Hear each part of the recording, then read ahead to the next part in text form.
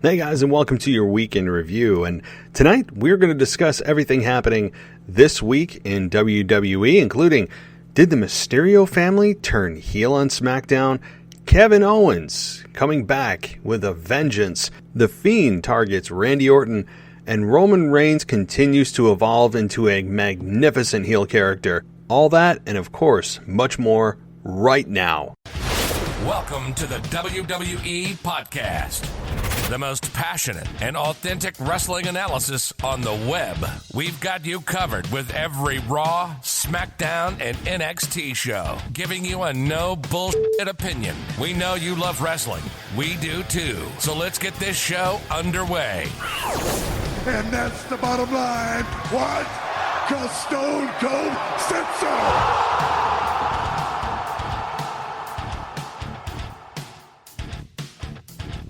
All right, everybody, welcome to the WWE Podcast for this Sunday night, November 29th, 2020.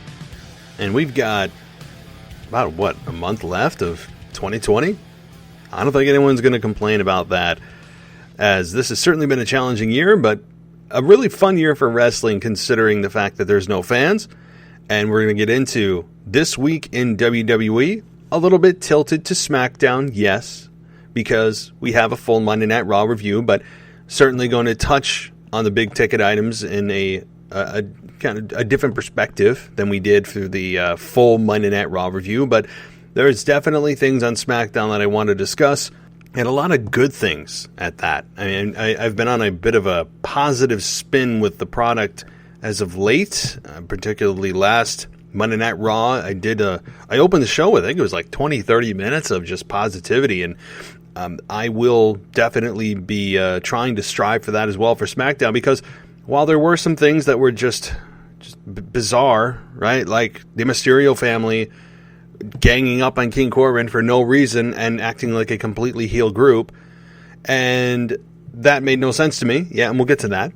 But the Kevin Owens deal, I thought was great. Roman Reigns is continuing to be great. He has not had an off night yet.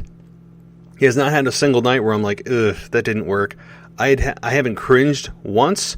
He just feels like he's being him, which is what we've known all along, and that Vince McMahon was just absolutely just adamant and resistant that Roman would thrive more in this position than in the face position. I mean, I think there really is no other person, I think, that would have made the case that Roman's a better babyface at this point.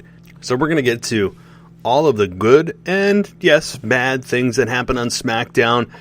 But I do want to talk quickly about a couple of things. Number one, the show that Anthony DeMarco did on Matt Hardy versus Edge, the WWE Rivalries episode that he did this past week, was, as always, very well done.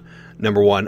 Number two, if you are new to the product or you want to revisit something as a veteran fan, something that made you feel emotion, actually was, it really blurred the lines between reality and fiction. This is a story that you should dig into, and that's what actually Anthony digs into too. And he commented that this is kind of the tail end of the wrestling era that made you believe something could be real. And I know I believed it. I believe Anthony said he was 11 years old when he watched it, when this angle unfolded.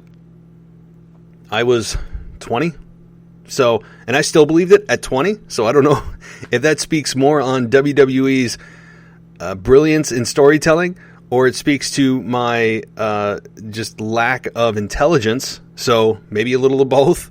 At 20, I mean, God knows at 20 years old what the hell I was doing, which is save for another podcast at another time. But I think that when you can blur the lines, which WWE almost never does today, that you create emotion. You create a story that's compelling. You know, not every story has to blur the lines.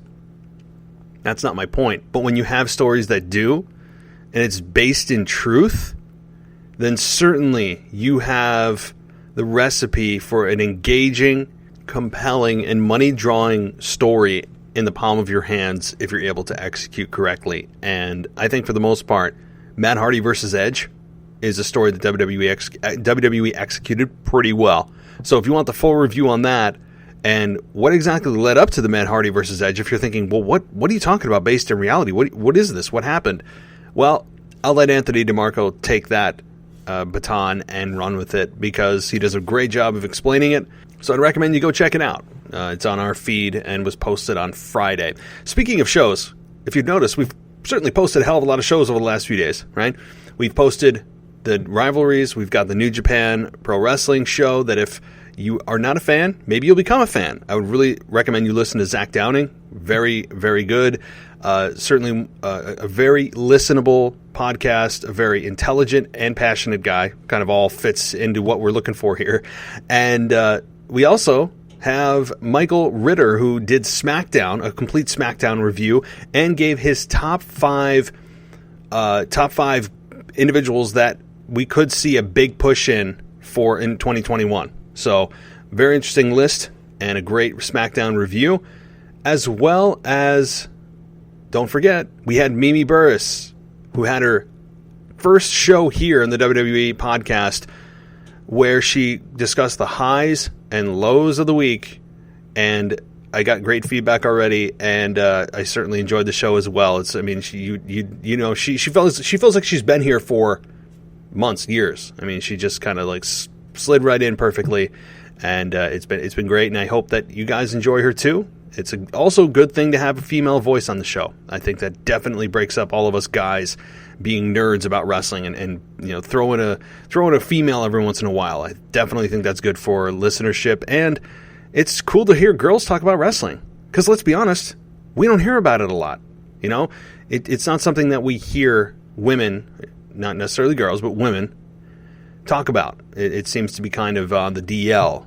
So certainly it's great to hear an outspoken female intelligent, as always.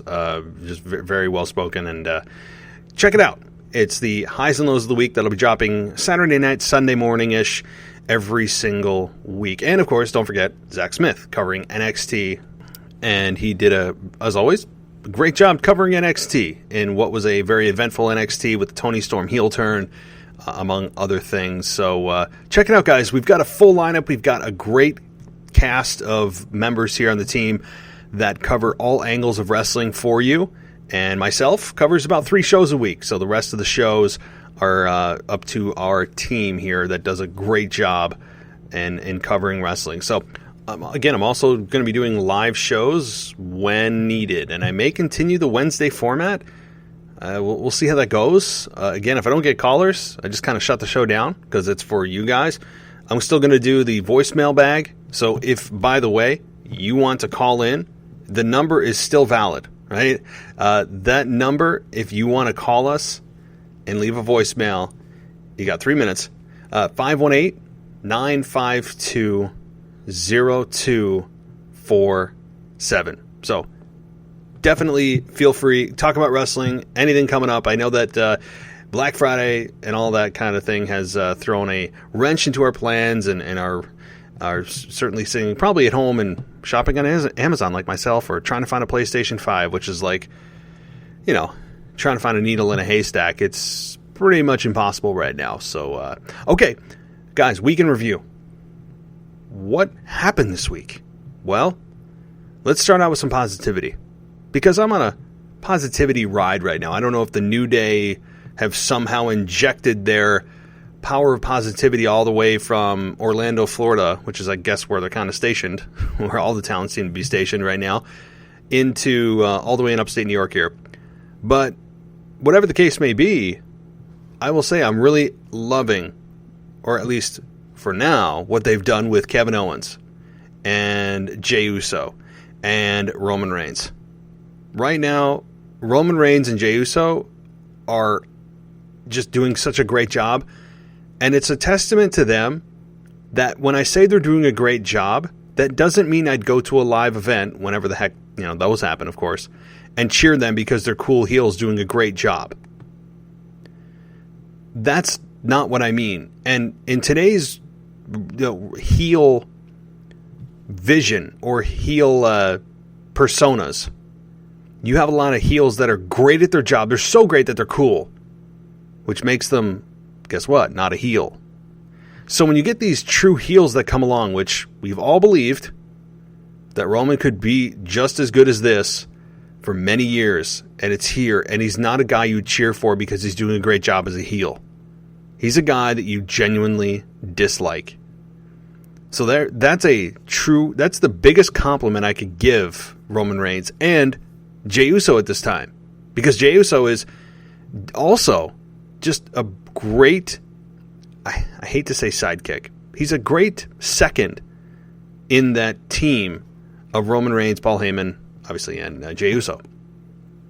He's being brainwashed, and everyone sees it. And Jey Uso is just so desperate to stay in the family and doesn't want to be blackballed or banished that he's willing to do anything.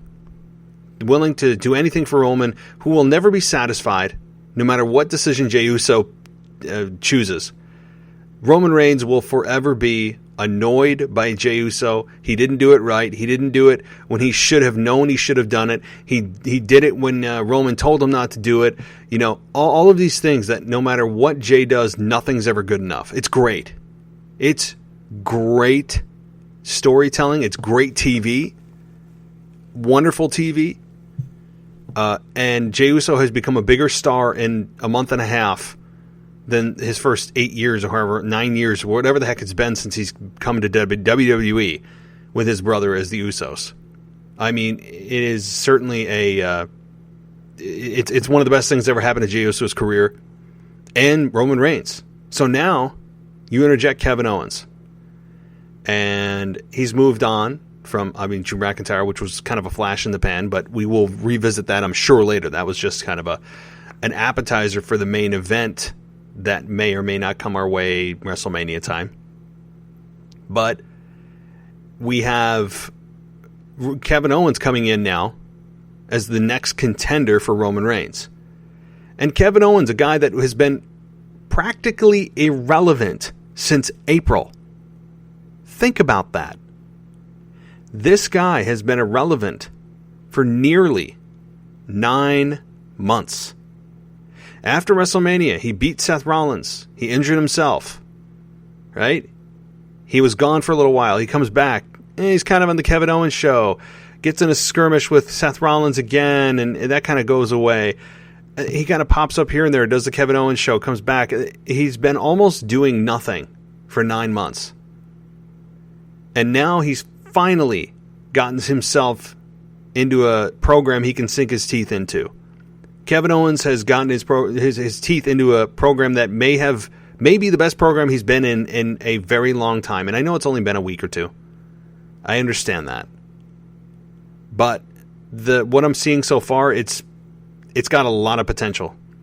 Because this is the first time that Roman Reigns has been purposefully disrespected. You know, everything that has happened that Roman Reigns has gotten annoyed about have been inadvertent disrespect. And look what he's done. So imagine what he's going to do when somebody purposefully disrespects him and his family. That is intriguing as hell. And what Kevin Owens did to Jey Uso, who was trying to make a statement or send a message that WWE loves to say, the tables got turned. He got hit with a stunner after the match because Jey Uso got intentionally disqualified in the main event. And Kevin Owens wails on him with a chair and then ends it with another stunner. I mean, it was Stone Cold stuff. I mean, that's how Stone Cold would end a show. He was antagonizing, Kevin Owens was antagonizing Roman Reigns, saying, "Where are you?" Saying, "This is what I think of your family." And the look backstage with Roman Reigns looking at the monitor, with Paul Heyman looking at Roman Reigns, that was really good stuff. Because Roman Reigns was able to tell you, without saying a thing, or Paul Heyman saying a thing, of what is going through his mind. And that is, destroy this man. Show him some respect. He disrespected you. He disrespected our family, our bloodline. You're going to let a guy like that... I mean, you can feel it. You can see it. He was seething. and he didn't answer the call when Kevin Owens called him out. That's the difference between the babyface. One of the differences between the babyface Roman and the heel Roman, which is infinitely better. So Kevin Owens intentionally pokes the bear in a big way. Kevin Owens and Roman Reigns are going to have, I think, a great verbal exchange. I'm interested to see what Kevin Owens says. I'm sure that next week on SmackDown, Roman Reigns will get his hands on Kevin Owens, maybe make him pay to some degree. And this is leading to a match at TLC. There's no question about that. I mean, it's just, he's his next opponent, and that's fine. I think it's great for Kevin Owens. It's great to see him in something that isn't irrelevant. And I'm looking forward to that match. The downside of that is, I think we all can see the end game for this particular program, right? I think we all know where this is ending, and that is with a spear, with a battered Kevin Owens on his back, taking the pinfall for Roman Reigns. So that is the downside, because I don't believe that for a second that Kevin Owens, unless something massive has changed in the internal feeling about Kevin Owens, that he is going to be the guy to dethrone Roman Reigns. After Drew McIntyre, the guy that you've built up for the last 8 to 9 months, after beating Brock Lesnar at Mania, which is insane that it's been almost 9 months, right? Isn't that just crazy? The WrestleMania that's too big for one night. Remember that? And the blinded by the lights. Remember that song will forever remind me of the pandemic. I mean, that just does. And WrestleMania, the weirdest WrestleMania of all time. So they're not going to have Drew McIntyre not be able to defeat Roman Reigns, but have Kevin Owens be able to do it, considering where these two have been and the foundation that WWE has laid for both.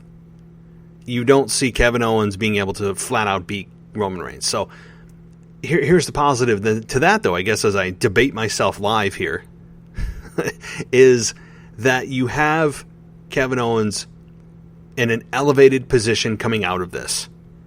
So while anybody who has been watching wrestling for any period of time knows that look, Kevin Owens probably isn't going to win, it's the long game with Kevin, right? Like, who is he going to face after this that actually has a chance of him winning? Like, what is this setting Kevin Owens up for? Because we all know what Roman Reigns is being set up for. It's to be the guy. It's to go to the next obstacle to overcome it, right? And Kevin Owens is just that next baby face up in line that he hasn't faced in a while. And he's going to leave, eventually, Kevin Owens flat on his back. But Kevin Owens, to me, is more interesting because Roman's already a made man. Kevin Owens is floundering. And he has not been in a main event situation in a very long time. Very, very long time. Seth Rollins wasn't a main event at WrestleMania. It wasn't the main event. To me, there's one main event, period. But the point is, I want to know what the plan is for Kevin Owens after this. Because if he goes back into obscurity and starts doing KO shows and random things again and just kind of being a backstage figure every once in a while that pops in and out, I'm not really looking forward to that. So I'm more scared for after this, what this is going to do to Kevin Owens' career. So, okay, well, I spent, my gosh, like 15 minutes on Kevin Owens, Roman Reigns, but I loved it. So you want something positive? There you go. Another positive, while we keep on this train, Sami Zayn. Sami Zayn is a guy that you really could put the championship on, the big championship, the Universal Championship, the WWE Championship, and this guy could carry the company. I truly believe that because he talks people into buildings. He's got that ability. I mean, figuratively, of course, at this point, but he has the ability to talk you into wanting to see a match that he's participating in. That's not easy to do. And you know WWE values his promo ability too, his mic skills, because they put him in multiple talking segments every single SmackDown, which I appreciate. And giving him the nickname, or whoever came up with it, maybe Sami Zayn himself, of the master strategist, I think that's what they called it. And he's a conspiracy theorist. Everything's a conspiracy. I love that. That makes me laugh. I know that he's a heel. It's not supposed to make me laugh, but it does. It makes me laugh. Now, does Sami Zayn have true heat? No. Sami Zayn doesn't have Roman Reigns heat. See, that's the difference. That's the difference between a heel that has true hatred and heat and an individual, a wrestler, a performer that is booked as a heel, but yet you still look at it as kind of cool and occasionally makes you laugh. So that's the difference. But at the same time, I love Sami Zayn. He's entertaining as hell. And when I go and cheer for him, probably not cheer for him, but I wouldn't actively boo him either. So therein lies the issue. Therein lies the conflicting emotions that I think a lot of fans have for Sami Zayn, because he's got like an inherently likable quality about him too. And I can't put my finger on it. So, he just is, he's hilarious. He's hilarious, and it's hard to make him truly hated. But I do believe that you could put the weight of the company on his shoulders. I know that's a big statement to make, but I really believe that. And he's also got a really good point about Daniel Bryan, and how that if Daniel Bryan, per Daniel Bryan's statement a month or a half ago, whatever it was, that if he became Intercontinental Champion, that he would come out and defend it every single week. And Sami Zayn said that that's a stupid idea. Why would you do that? And I agree. I agree. I don't know what it is about this incessant need for WWE to be transparently about babyface champions constantly okay with defending their championship. And I've ranted about this many times if you've listened to me. But it's true. Daniel Bryan would look like a fool if you'd come out there every week and defend the Intercontinental Championship.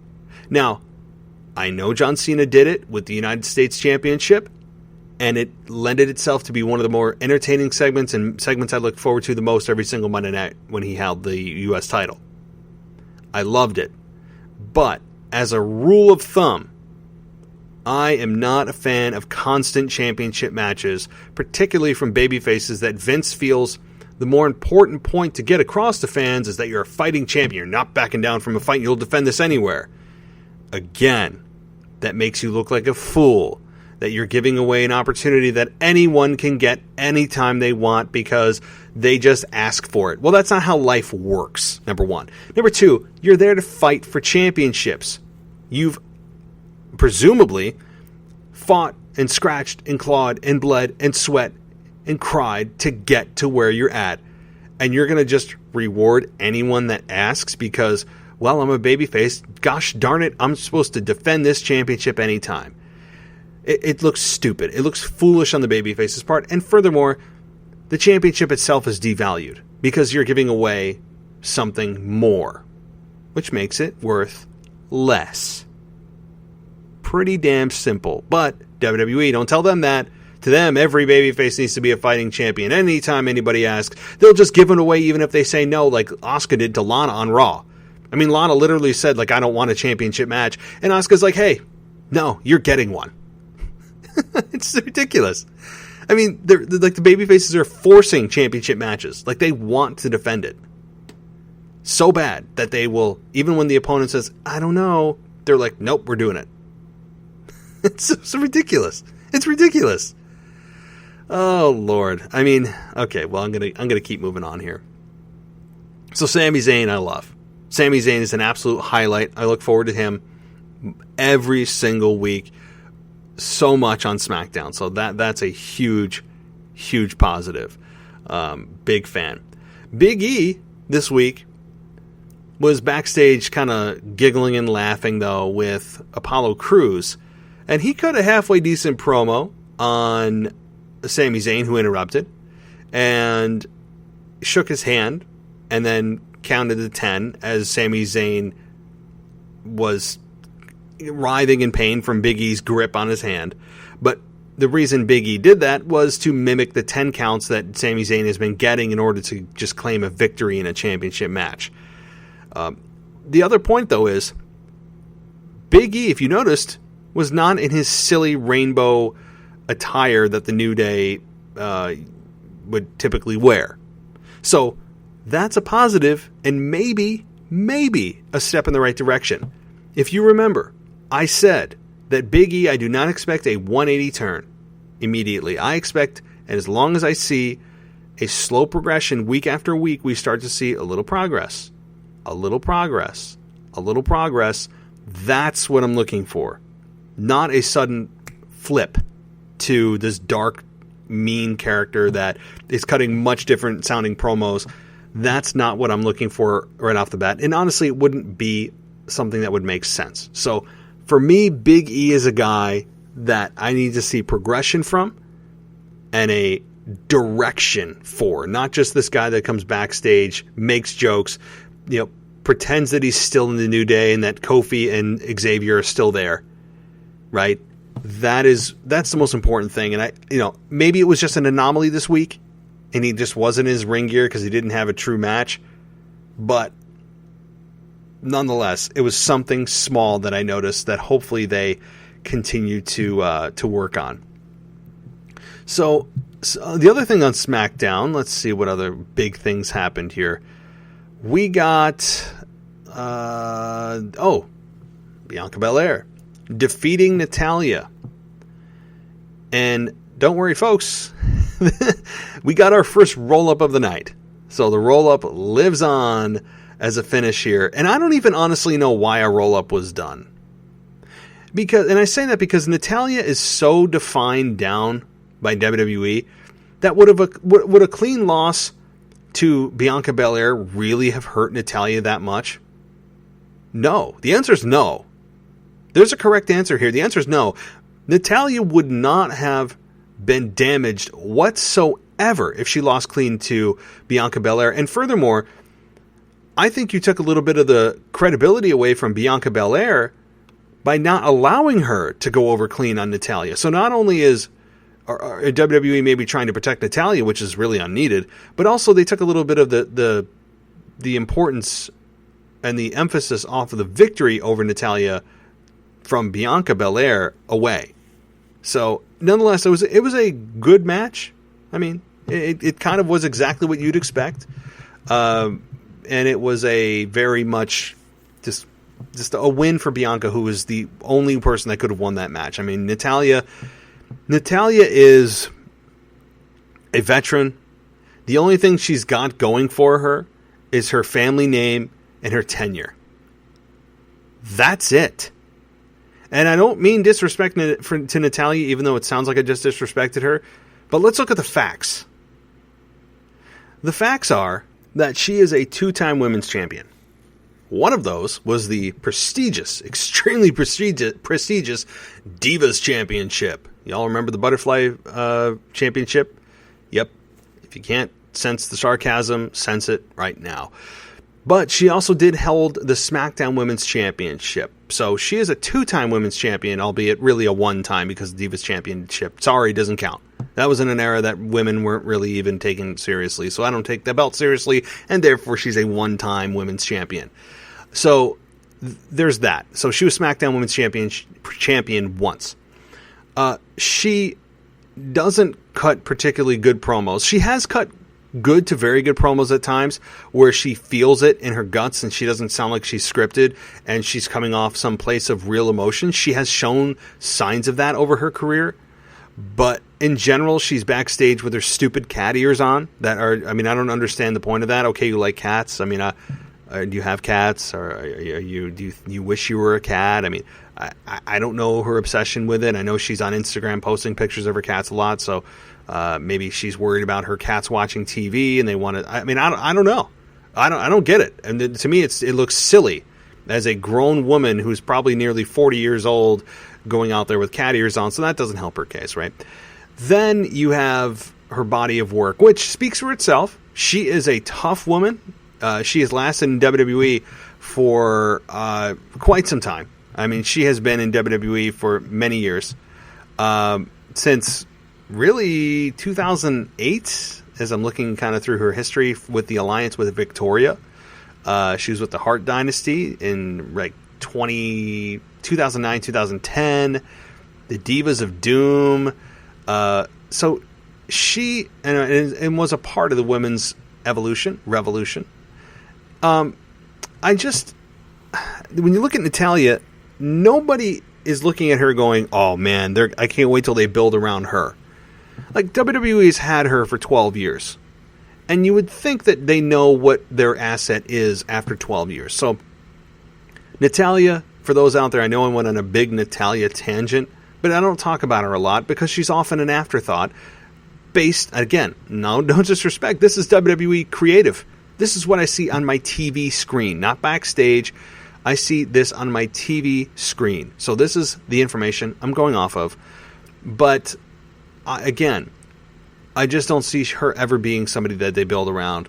And therefore, I don't know why they couldn't have just given the win clean with no funky roll-up, which really implies lucky victory, to an up-and-coming star like Bianca Belair. So, boy, I talked about that match way more than I thought I would.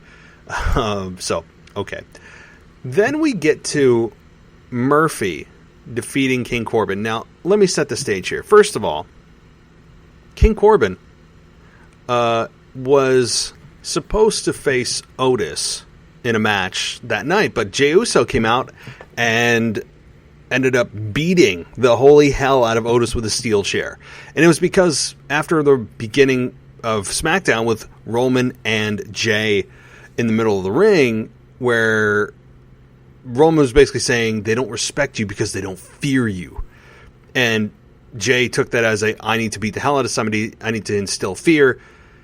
He just beat Otis because Otis was coming out for his match as Jey was going up the ramp and the segment was ending. And then he came back and beat the holy hell out of Otis. Now, let me say this. As much as I talked about that I love Jey Uso and Roman Reigns as heels, and they've done a great job and have legitimate heat, especially Roman, more Roman than Jey, who kind of feel sympathy for. I was loving seeing Otis get his ass handed to him. It was awesome. I don't know why I loved it so much. Maybe because I despise what WWE Vince has done with the Otis character. It's probably why. So I just absolutely loved what Jey Uso did. I mean, just whip him from limb to limb with that chair. It made me smile. It made me happy. And it wasn't supposed to do that, but it did. So let me just say that first and foremost. Second of all, King Corbin then ends up in a match with Murphy. And I don't know. Number one, I don't really understand why they're fighting, other than King Corbin came up to them as a family and started disrespecting them, I guess, and walked away. And by God, did he look tall against, standing side by side from all of them. And he looked like he was 8 feet tall and they were all 5'2". I don't know why, the camera angle, whatever it was, but we had King Corbin in this match, really a 4-on-1 scenario. And this is where I just don't get it. Now, you could chalk it up to, well, they disrespected the backstage. Well, you can't tell me that that's how the Mysterio family deals with something like this. They don't. And by the way, Rey Mysterio's eye is magically back, if you didn't notice that, from the eye versus an eye match that Vince probably said, it's been enough time, fans have forgot. The program's over. Take your patch off and reveal no damage. So there's that. But we also got a Mysterio family that really was heel during this match, acting as complete heels, interfering, pulling his feet, distracting him just so Murphy could get the victory. So we got a Murphy victory that was tainted in Rey Mysterio's family's fingerprints. And I didn't like it. I just didn't understand it. This is the opposite of how you book a babyface. The heel was outnumbered, and the babyface family were using all heel tactics to beat Corbin. It was just silly, and I didn't understand it. Anybody else get it? But King Corbin said, next week I challenge Murphy again, and this time he said he's going to be prepared. Well, why wouldn't he have just said, next week, I challenge you, and your family's banned from ringside. Do you accept? I mean, they're there, right? That kind of evens the odds. I don't know what he means by being prepared. Does he get to carry brass knucks? Does he have backup? An inanimate object? I don't know, but he could have just said, leave your familia backstage. End of story. So we'll have to see. I mean, I'm not particularly interested in this. I'm actually not interested in anything the Mysterios are doing at all. I want Murphy to just kind of break away from them. He's getting poisoned by this cancer of a Mysterio family. And again, I don't mean in real life. When I say the cancer of the Mysterio family, I know there's a lot of people out there love the Mysterios. I do too. I love Rey Mysterio. It's kind of where it ends for me. But this storyline with Seth Rollins really went on 3 times as long as it should have. And Murphy's kind of the residual element that's left from it. He's kind of the remaining connecting element to the storyline. And I think it's hurting Murphy a bit to be hanging out with a 19-year-old girl on TV. And the fact that none of them can act. Like, even Rey Mysterio's never been good at acting, and he's been in wrestling for like 25 years. The family cannot act. And it starts, again, Rey Mysterio, Dominic is terrible. Then you get to Aaliyah and his wife, which are, I mean, you talk about community theater amateur hour. It is just terrible with their acting. They need to just, Rey needs to stop bringing his family. Why is he bringing his family around for every match now? There's no need for it. Alrighty. So, moving on here, we got Murphy beating King Corbin, of course. But that pretty much wraps up SmackDown. Yes, we also got the Dolph Ziggler and Robert Roode versus the Street Profits. Nice the Street Profits have someone really good to work with.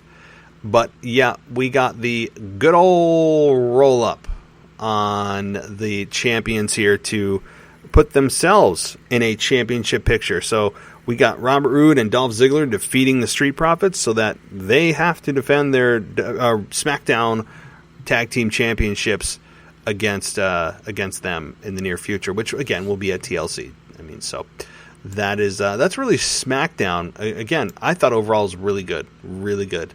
Monday Night Raw, again, you guys heard me talk about it this past week on my Raw review. And I thought that the focus here was really The Fiend and Randy Orton. Of course, Alexa in her brilliance, which I've went over many times. But The Fiend and Randy Orton is a duo that makes perfect sense that they're together. And Bray Wyatt over the coming weeks will do a great job of telling us why. Yes, we saw images of the burning cabin in the woods, which we all know, or some of us remember that was Sister Abigail and her ashes were burned. Which doesn't make sense, right? Because if ashes were there, then she was already burned, but nonetheless. So that is what it's representing is, or why Bray Wyatt would want vengeance on Randy Orton, is because of that. And the program they had back in, 4 years ago? At WrestleMania 33, I was there. So that storyline is really where it led to, with Randy Orton in the ring. And there were, if you guys remember, Bray Wyatt was able to, make, pictures of bugs appear on the mat. As if that's supposed to be some kind of advantage. I mean, I don't understand that part of that. I'm not going to get into that match, but if you don't know what I'm talking about, go watch Bray Wyatt and Randy Orton WrestleMania 33. I'll leave it at that. You'll shake your head and go, so what? Randy Orton's scared of a little basically a PowerPoint presentation on the wrestling mat? You'll see. But at least it makes sense. The Fiend is on a tear for vengeance. He's attacking those that have done him wrong. Randy Orton in the past has done him wrong. Makes sense that he's going after Randy Orton. I like the consistency. The question will become, does Randy Orton change? Or if he does, how does he change? Because Randy's already heel. How does Randy Orton change? Does he change his hair? Does he change his look? Does he not change at all? So there's something to look out for in this story. Presumably, they're probably going to go a month or two, maybe end at the Rumble or beforehand. But I think that they've done a nice job here teasing it. And I have problems with how they're going to finish this program. Because you have Randy Orton, who you've built up for so long as this monster heel. And same thing for Bray Wyatt, kind of in the tweener zone. So, presumably Bray Wyatt's going to win, and Randy Orton is going to take the pinfall, or at least the pass out from the claw, the mandible claw. But I don't know the finish of this match. Depends on the stipulation at TLC, which is, I'm assuming, where they'll first meet. So that was really the big talking point, and the triple threat that is coming this Monday night. So tomorrow night, we have Riddle, Keith Lee, and AJ Styles in a triple threat to determine who's going to face Drew McIntyre for the WWE Championship, presumably at TLC. If you're looking for a prediction, AJ Styles wins that match. Why? Well, you have Riddle, who should be nowhere near a championship opportunity. And you guys know what I think about Riddle. I know some of you love his kind of cool, too cool for school, pothead type of personality of like, whatever, man. Like, I'm just gonna go out here and I'm gonna ride some waves. Like, that's what I feel like he's gonna tell me. I cannot stand it. In the ring, he's magnificent. But, I mean, I went on a rant about that on Monday night. But Riddle should be nowhere near it. And Keith Lee should be nowhere near this championship. So, to me, this is an AJ Styles special. And the wild card is going to be his associate. You know, how does he get involved? What is the stare down going to look like between McIntyre and him? I can't remember his name. Jordan? I think Jordan is his first name. Forgive me if I'm wrong. But that is what I think is. Because, yes, we've seen AJ Styles, Drew McIntyre before, but we haven't seen it for the championship, and the wild card is out there that hasn't been there before. So there's a new wrinkle here. I think they could tell a good story. And AJ Styles, I think, needs it more than anybody. I do. Because AJ Styles is a guy that I feel like he's not being maximized to his full potential right now. And Riddle and Keith Lee they've still got time. They're still building their foundations. They're still kind of in their paying their dues portion of their career. And neither one, I don't think, is realistic to even come close to winning the championship. So AJ Styles at least is a fighting chance. You could kind of make an argument type of explanation or type of argument, type of reasoning. So what else is happening? Lana, again, seems to be the focal point of Raw here and there. They've done a lot of, or tried to have done a lot of damage repair with her character from the disaster that was most of 2020 for Lana, with Bobby Lashley and everything else, and the love triangle with Liv Morgan that it was bizarre. And I think they're doing damage control by really humbling her and her being berated and being told you can't do this or that. You stand here. I'm not a fan of that. But I know what they're trying to do with Lana. And I will say this. They've at least accomplished this for me, personally. I at least don't want to change the channel when I see it, because I'm interested in seeing her either A, go through a table, or B, finally snap and show us the fire that we know is there. That is what I'm looking for. I'm looking for the fire from Lana. I'm not looking for the shy, just kind of, punching bag Lana, which is what she is right now. She is the punching bag of the brand, and she needs to stop that. So I'm looking forward to seeing what they do with her. I can't believe I'm saying that. I'm still not ready for her to be women's champion, but at least it's a story that is unique. We haven't had that in a while. Certainly not in quite a while, but I think that pretty much does it for me, guys. I don't want to go into too much to Monday Night Raw, but because you can listen to my full review. If you guys like us, please tell a friend or give us a 5-star rating on Apple Podcasts. It does help us out.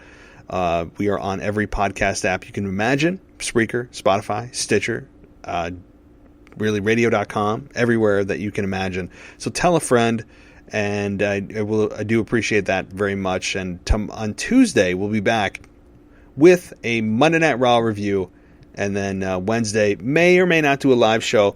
We shall see, depending on how things go. Maybe Monday Night Raw is explosive, maybe it's not. We have Randy Orton on a Moment of Bliss. That is, I guess, advertised for Monday night, so I think that is a big setup for the Fiend, as we all see coming. And I think that's it for the preview of Raw, but Certainly, guys, if you wanted to have me do a live show, I'm here for you. You can send me an email at realwwepodcast@gmail.com. Again, you can also send us a voicemail at the number I gave you earlier. And that pretty much wraps it up. And you guys know the schedule rest of the week. We pump like 8 shows out a week, sometimes more, especially if it's a pay-per-view week. We've got a lot of content, and hopefully you guys are enjoying it. I know that I am, and then we will continue to be here on a weekly basis. So with all that said, guys, I hope you enjoy your day. I'll talk to you next time.